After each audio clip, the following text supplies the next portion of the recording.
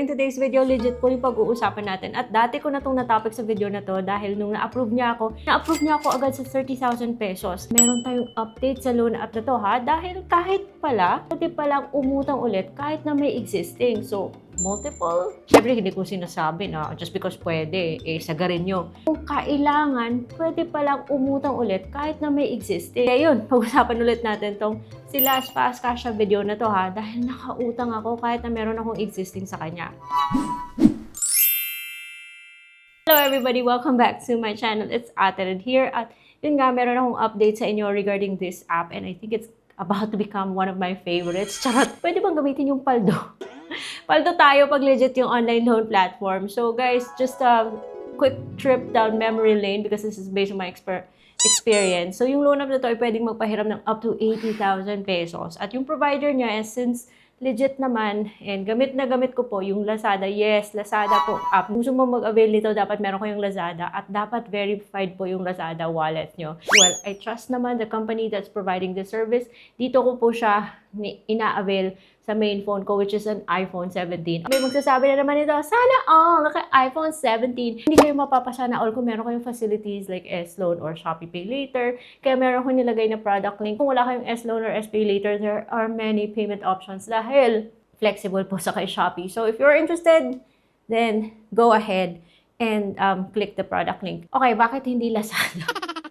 Dahil guys, frozen po yung last pay later ko kasi kailangan mag-update at hindi ko pa yung nagagawa. Buti na lang na kahit na frozen yung last pay later ko, hindi naman naapektuhan tong Last Fast Cash ko. Yes, mga guys, yung pag-uusapan natin ay si Last Fast Cash. This is a loan platform na maaaring magpahiram ng up to 80,000 pesos for whatever purpose, legal purpose, that will serve you best. Charot. Pero depende sa system kasi when I activated mine, 2 taon ako nag-try dito bago ako finally ma-offera ng 30,000 pesos na credit limit. So, 30,000 pesos kaagad. I thought na one loan at a time siya. So, inutangan ko siya ng 20,000 pesos at saka every payment, so for 3 months, babayaran ko siya ng 7. Guys, remember ha, na the sooner you pay your loan, syempre makakatipid ka sa interest. Kaya dapat din siya pinag-iisipan na kahit nasa 5% lang yung interest niya, which is pasok na pasok sa ceiling on interest rates na pinatupad ni SEC, it adds up pa rin. Kaya, only utang whatever fits your budget because it's an obligation.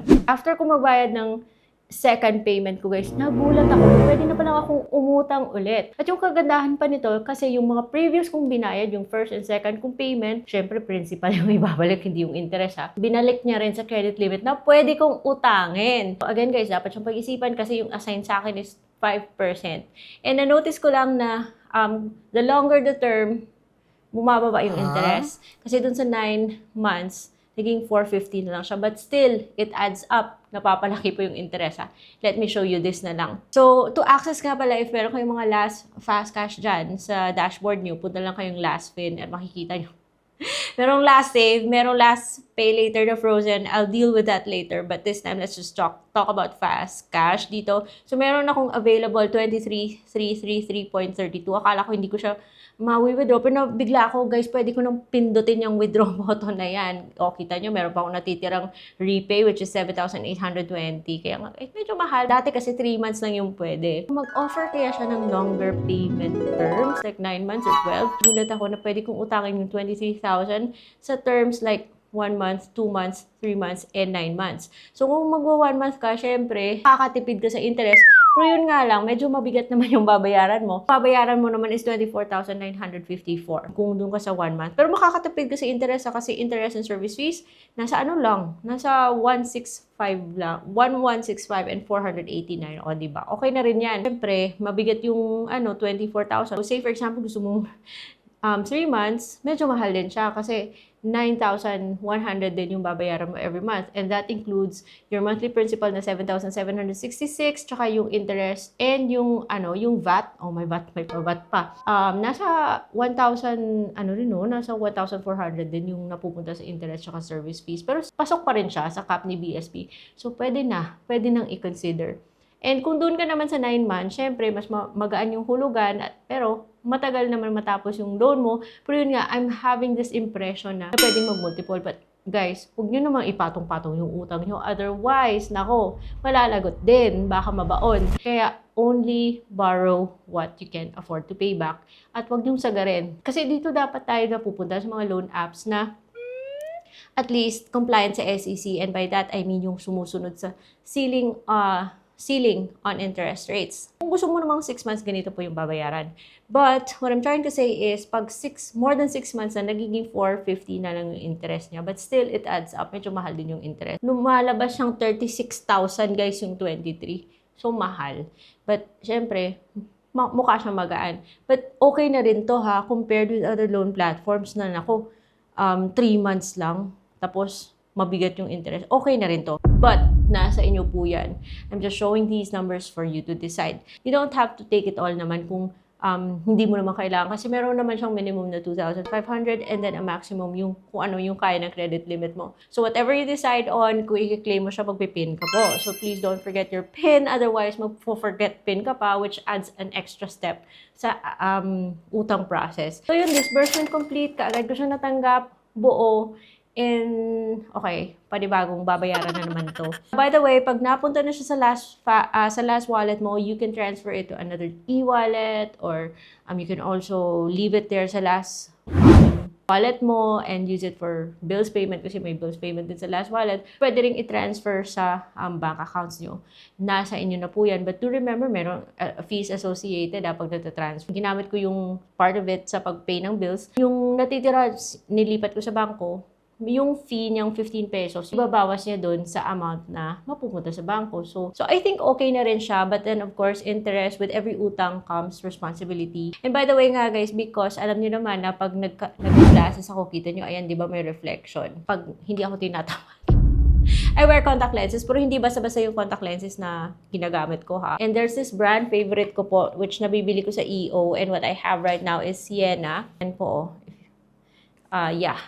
Sienna po, and extended wear na rin siya. So, I'm very comfortable with this brand. Oh, by the way, guys, this is not a sponsored video. Yung mga binabanggit ko dito, hindi yun sponsored. Meron lang ako product links na affiliate links lang sa mga products, hindi po Ola products. Question is, legit ba tong si Last Fast Cash? Actually, guys, hindi po si Lazada yung nagpapautang dito ha. Kasi yung Last Fast Cash na to may be provided by One Hand or yung isa si Atome. And sa akin is Pera 247. Thank goodness it's Pera 247. Kasi dati yung nag-offer si Atome, hindi ako na-approve, guys. Yung nag-approve sa akin is Pera 247. And Pera 247 is a registered lending platform. Makikita na doon sa SEC na website. Dapat siyang alagaan, guys ha, because not only na itong si Pera 247 is registered, pero ano rin siya,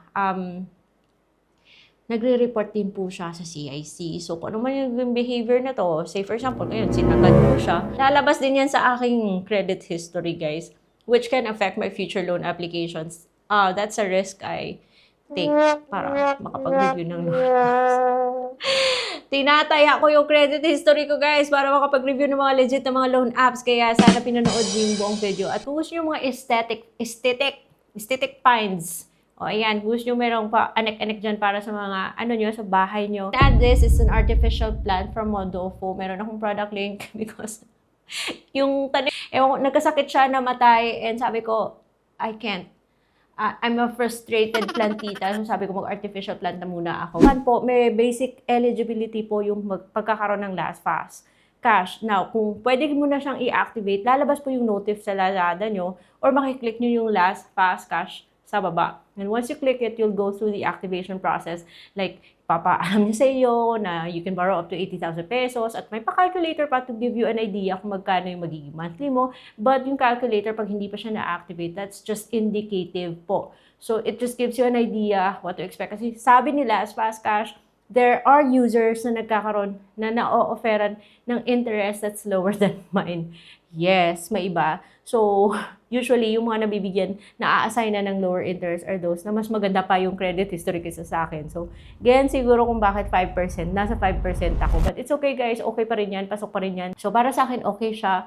And monthly, so para na rin siyang si S-Loan, For vlogs about S-Loan, guys, you can check this thumbnail. And kung wala ka pang offer dito kay Lazada kasi meron siyang basic eligibility, credit history is already a given. Pero kung wala ka pang offer, don't worry kasi meron tayong ibang mga legit loan platforms that I have put together on this playlist. Ayan po. you can check the loan apps that are here kasi baka andun po yung OLA na bagay sa needs nyo. So, I guess I mentioned whatever there is to mention about Last Fast Cash. Gusto ko lang magbigay ng update kasi last time nasad ako guys dahil akala ko one time only. One time use, single payer. Yun, nakautang pa rin ako kasi ang dami nagsasabi na nang re-reject, nang iiwan sa ere. Pero guys, credit history po yung labanan ha. Okay, that's all for today's video. I'll see you on my next vlog. Ang dami ko nang sinabi. Bye-bye!